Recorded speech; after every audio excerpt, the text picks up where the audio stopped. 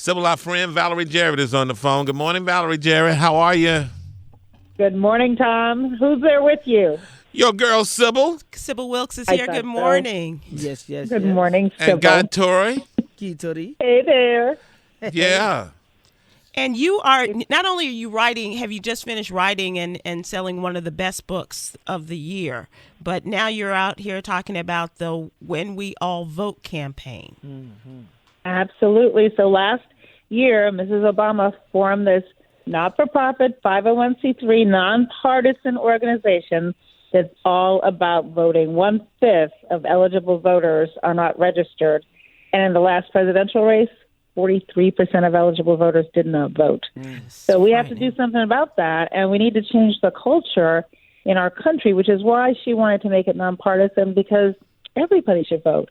And we should start with, young folks in high school. So we have an initiative that's working called Just Voting in High School. Get these youngsters. It's called My Schools Vote. Every single high school student who's eligible should register to vote. And then you'll become a lifelong voter. That's the hope. That's the truth. My dad threatened to kick us out the house if we didn't register to vote.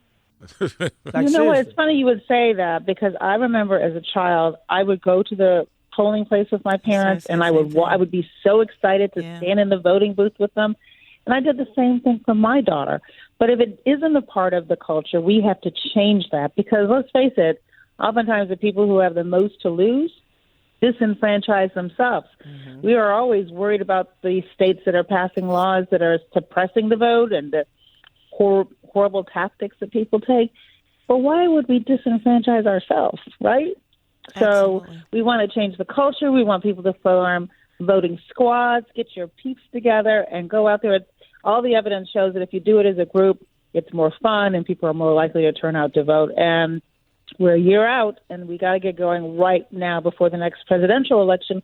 But the other big part of this that's so important to Mrs. Obama is that we should care who's on our local school board, who is the state's attorney, who's prosecuting cases, who's in the state legislature. This just can't be about the presidential election. Every election matters, and that's part of changing the culture, too. We got to get informed. We got to know who's running. We got to know what's nonsense and false advertising and what's real, and who's going to really reflect our values and our priorities. And so how can people get involved in this campaign? Folks that are listening. I'm so glad you asked me that, Sybil. Please go on whenweallvote.org. You can sign up and volunteer today. We'll help you form your squads.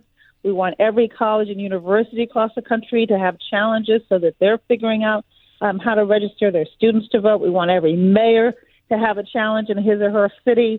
We really have got to make this a cultural change, and so that's why I wanted to come on and talk to you guys.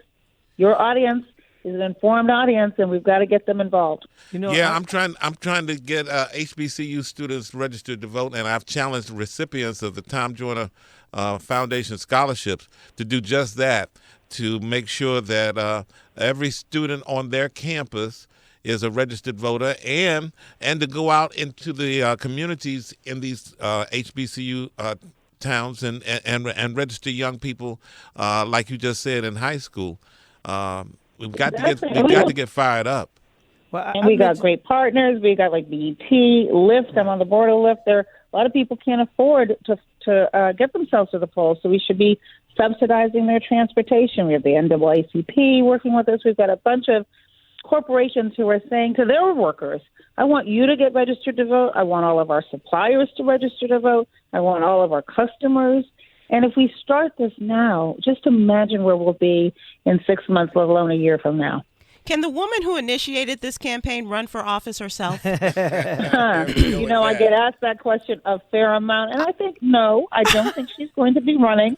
I think we got an embarrassment of riches already in the Democratic field. Who knows who else will come in? But the other thing, I think, honestly, Sybil, she can have a huge impact with the platform she has outside of politics. And I think there should be space for somebody with her popularity who is absolutely committed to being a force for good to do that without running for office, right? Because we can all do that. We can all serve.